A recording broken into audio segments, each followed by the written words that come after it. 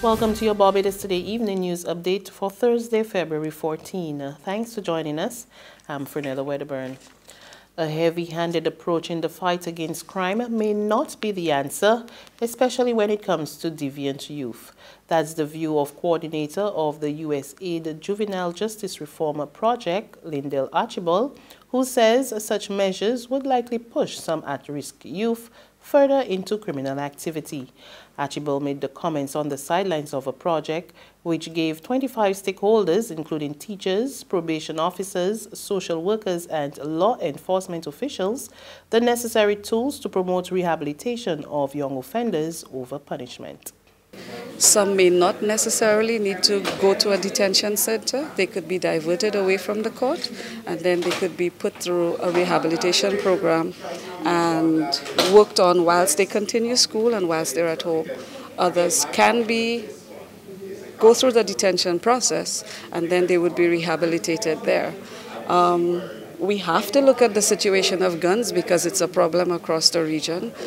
I can't say we've been neglecting one as opposed to the other, but I think dealing with both simultaneously will give us an opportunity to rid the region of some of the problems that we're facing.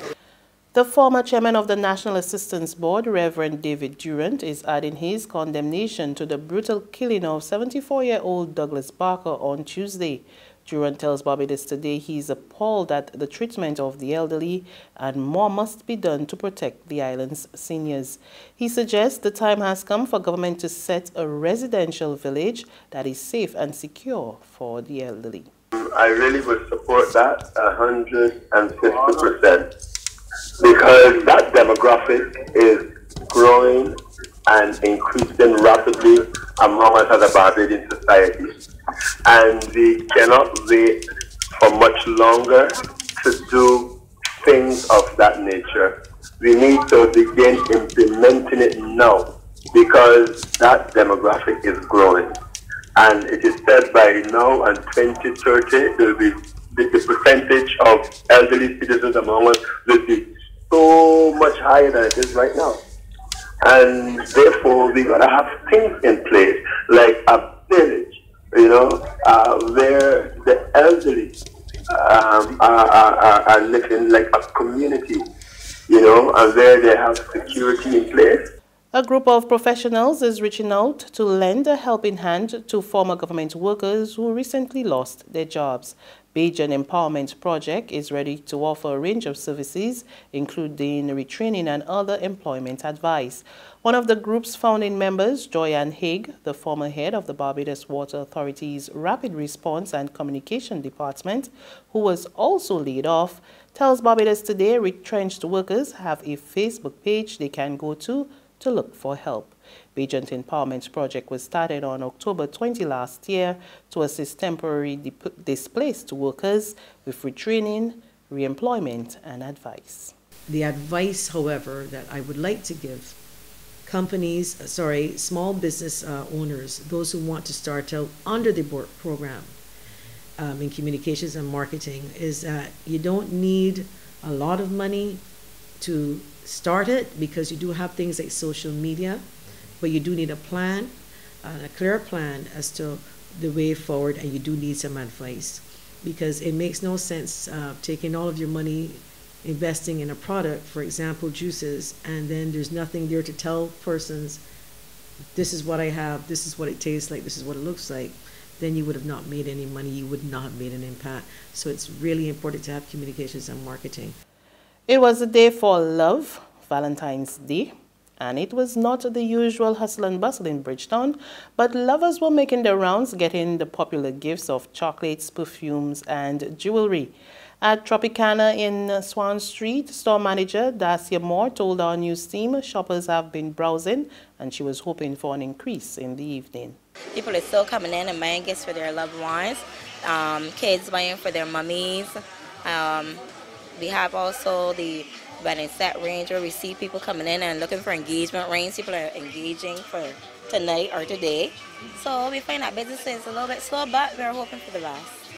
Over at Cape Shepherd, it was a day of giveaways at the Broad Street store. Corporate Communications and Customer Services Manager Mark Anthony says there was a definite increase in business today. Today, it's looking a lot more like Valentine's Day, but we haven't seen the usual traffic leading up to the event. I'm not sure if people are a little more cautious in spending, but today, it's definitely feeling like Valentine's Day. It's sounding like Valentine's Day. We've noticed that lots of people are looking perhaps for the balloon and a gift. And these are traditional things as well, which are also available in store. We can do the balloon and a gift, special packaging and so on. All these services are available in store. And on this day of love, Rubis Fontabelle was busy giving back to customers.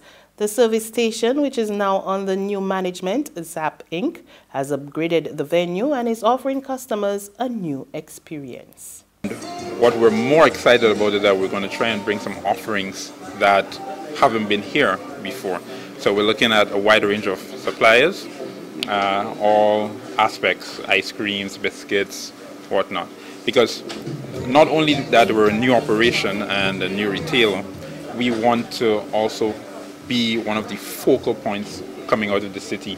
It's one of the first places you meet as you exit, an opportunity to stop and get a refresher, be able to relax a little bit, get a drink, meet a friend or two, and just give that kind of experience to the customer, that whatever may have gone in the past is not a concern, it is going forward with better. In sports, West Indies fast bowler Shannon Gabriel issues a clear DS statement on controversial comments made to England captain Joe Root on the third day of the final test in St. Lucia. The 30-year-old said he owed it to his friends, well-wishers and fans to provide an accurate record of what transpired, which resulted in him being charged for player abuse, as well as a stiff 4-match one-day ban. Gabriel said the exchange occurred during a tense moment on the field and Root was looking at him intensely as he prepared to bowl, which may have been the usual psychological strategy with which all Test cricketers are familiar. He said he now recognized that he was attempting to break through his own tension when he said to Root, quote, "Why are you smiling at me? Do you like boys?" End quote. Following which, Root's response was picked up by the microphone and he in turn responded, quote, "I have no issues with that, but you should stop smiling at me."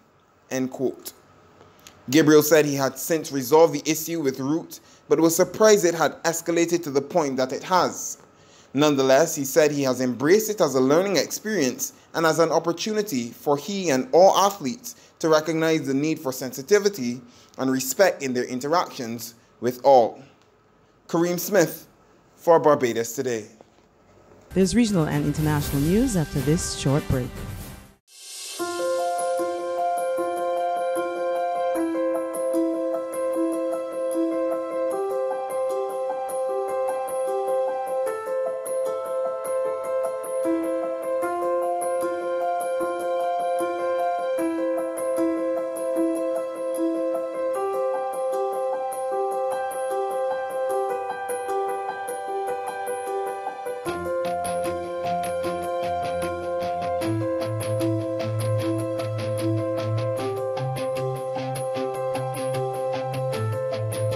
Barbados Today, news you can trust.